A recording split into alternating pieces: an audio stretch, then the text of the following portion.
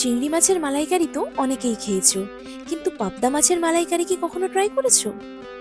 নমস্কার বন্ধুরা, ভালোবাসার রান্নাঘরে তোমাদের সকলকে স্বাগত জানাই।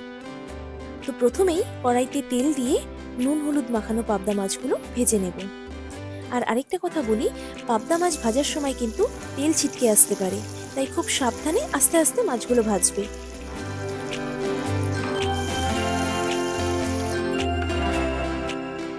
এবার ওই তেলেই পেঁয়াজ বাটা আর আদা বাটা দিয়ে দিচ্ছি।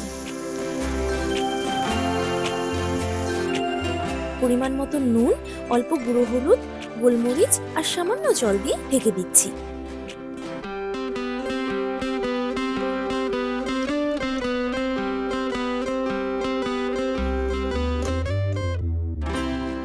দেখো, মশলা থেকে কিন্তু তেল আলাদা হয়ে গেছে, তার মানে বুঝতে হবে মশলাটা কষে গেছে।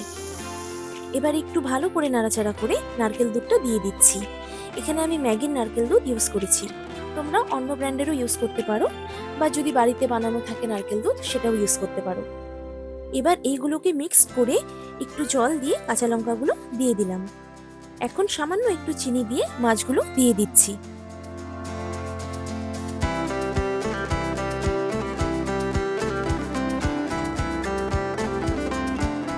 এখন যেটা করব, 1 চামচ ঘি দিয়ে মাছগুলো ঢেকে দিলাম। ঘিটা কিন্তু ভীষণ ইম্পর্টেন্ট, ঘিটা কিন্তু দিতে ভুলবে না।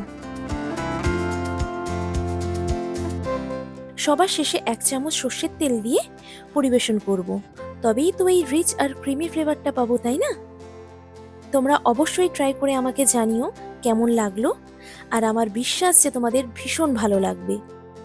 এই ধরনের আরো সুন্দর সুন্দর ভিডিও পেতে চ্যানেলটিকে সাবস্ক্রাইব এবং ফলো অবশ্যই করো।